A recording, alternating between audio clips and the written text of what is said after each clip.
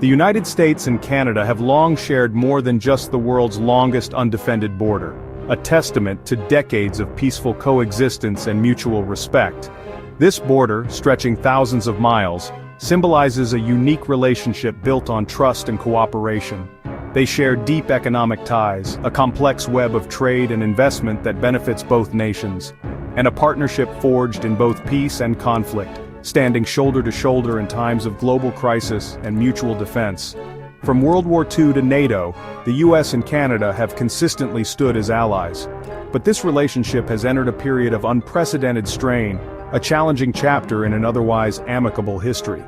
Triggered by aggressive trade actions from US President Donald Trump, who adopted a confrontational approach to international trade, who imposed steep tariffs on Canadian steel and aluminum, citing national security concerns, a justification that was met with skepticism and disappointment north of the border.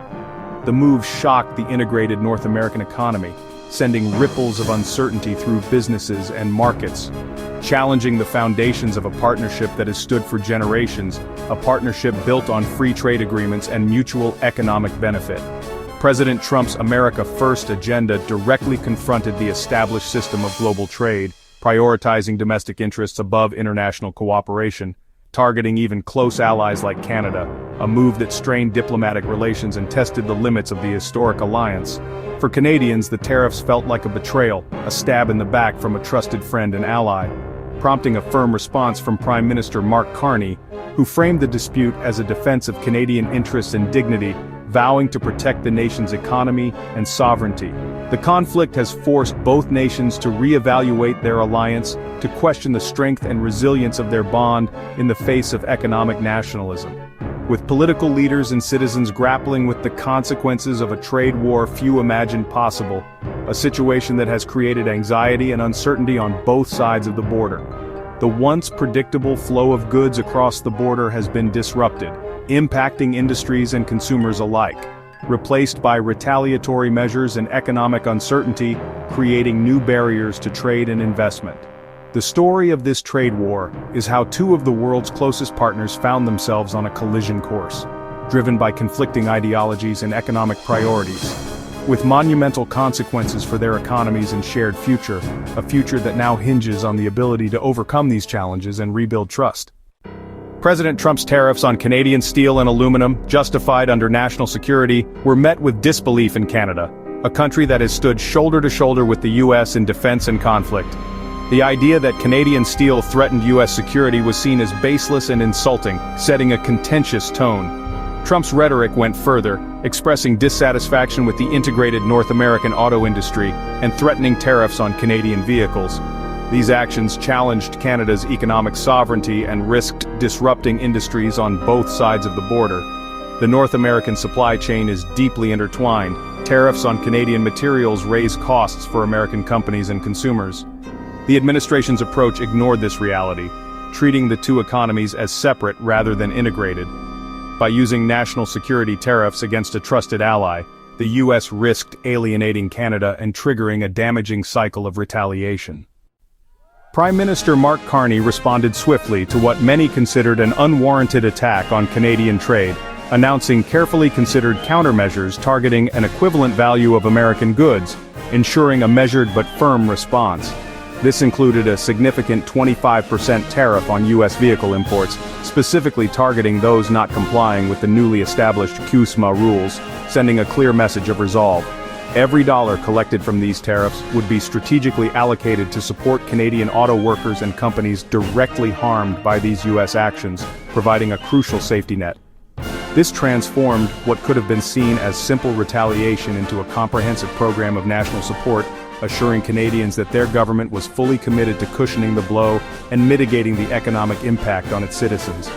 Carney declared that the era of unquestioning and deepening integration with the US was, for the time being, over, signaling a potentially historic and fundamental shift in the long-standing relationship between the two nations.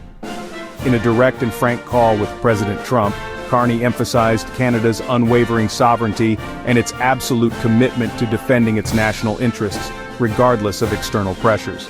He reminded the U.S. administration that continued cooperation in critical areas like security and defense is inextricably linked to the maintenance of fair and equitable commercial relations between the two countries. By resolutely refusing to back down, Carney's government skillfully framed the trade conflict not just as a trade dispute, but as a necessary and principled fight for Canada's fundamental sovereignty and its long-term economic future. The Canadian public largely rallied behind these tough measures, united in a strong defense of their national interests, and demonstrating a remarkable display of patriotic solidarity. Trump's tariffs sparked a surge of Canadian nationalism, with citizens rallying to support domestic businesses and protest U.S. trade policies. The Buy Canadian movement swept the country, and even small gestures, like renaming the Americano coffee to Canadiano, became symbols of resistance. Provincial governments joined in, with Ontario imposing extra charges on electricity exports to U.S. states in response to federal tariffs. Canada's retaliatory tariffs targeted U.S. goods with political and symbolic value, aiming to pressure American lawmakers. For Canadian manufacturers, the shift created new opportunities as consumers favored homegrown products.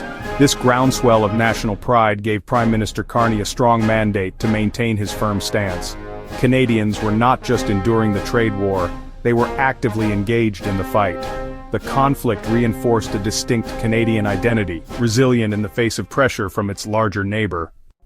Not all Americans supported the confrontational approach. Voices of reason emerged, urging a return to diplomacy. Senator John Kennedy called on both leaders to lift all tariffs, emphasizing the deep friendship and shared interests between the nations. He warned that a prolonged trade war would harm businesses and consumers on both sides. Kennedy proposed eliminating all tariffs, challenging the U.S. to reciprocate for genuine free trade. Business leaders and industry groups echoed these concerns, warning that tariffs would make American manufacturing less competitive. The U.S. Chamber of Commerce launched campaigns highlighting the negative impacts on jobs and the economy. These calls for compromise contrasted sharply with the administration's aggressive stance, reflecting deep divisions over trade policy. The voices of caution reminded both countries that a diplomatic solution was still possible if leaders acted seriously and respectfully. The trade war's impact was immediate for major American companies. Harley-Davidson, facing EU retaliatory tariffs, announced it would move some production overseas to avoid steep costs, an unintended consequence of U.S. protectionism. The move highlighted the global nature of business and the complexity of trade wars. Ford's CEO warned that proposed tariffs on Canadian vehicles and parts would devastate the U.S. auto industry, leading to job losses and higher consumer costs. The integrated supply chain was a source of strength, not weakness, and disrupting it would benefit foreign competitors. Companies relying on Canadian materials faced rising costs, which would be passed on to American consumers. The trade war created uncertainty, making it hard for businesses to plan, invest, or hire. In the interconnected economy, a trade war with Canada was a war against American businesses and consumers too. The escalating trade war, a complex web of tariffs and retaliatory measures, is taking a heavy toll on industries and communities, impacting livelihoods and economic stability across various sectors. In both countries, creating a ripple effect that extends far beyond the immediate trade disputes. U.S. tariffs have squeezed American manufacturers, increasing their costs and reducing their competitiveness in the global market, leading to layoffs, as companies struggle to maintain profitability in the face of rising expenses and decreased demand, and delayed expansions, hindering economic growth and future job creation. Canadian retaliatory tariffs have hurt American farmers, who have seen their export markets shrink and their incomes decline, and producers who rely on the Canadian market, a crucial destination for agricultural goods and other commodities. In Canada, thousands of jobs in steel and aluminum, key industries for the Canadian economy, and auto sectors are at risk, facing increased competition and uncertainty due to the trade disputes. Despite government support funds, which aim to cushion the blow, but may not be enough to fully mitigate the negative impacts. The disruption of supply chains threatens not just large plants which depend on intricate networks of suppliers and customers, but also smaller companies, who often lack the resources to adapt to the changing trade landscape, causing widespread economic dislocation, particularly in communities that rely heavily on trade-related industries. The climate of uncertainty makes long-term investment difficult, as businesses hesitate to commit resources to projects with uncertain returns. slowing growth and innovation, as companies become more risk-averse and less willing to invest in new technologies and products. The dispute is forcing costly reorganization of supply chains, as businesses seek to diversify their sources of supply and reduce their reliance on specific countries, resulting in higher prices for consumers who ultimately bear the burden of increased tariffs and trade barriers. The trust that once defined the US-Canada partnership has been eroded, undermining a relationship that has been a cornerstone of stability and cooperation for decades. With long-term damage to diplomatic ties looming, potentially impacting future collaboration on a wide range of issues. Resolving the conflict will require more than lifting tariffs. It will necessitate a comprehensive approach that addresses the underlying issues driving the trade tensions. It will demand rebuilding trust, fostering a renewed sense of mutual respect and understanding between the two nations, and reaffirming shared values, emphasizing the common interests and principles that have historically united the US and Canada, as the risks of failure are too high for both nations, potentially leading to prolonged economic hardship and strained diplomatic relations.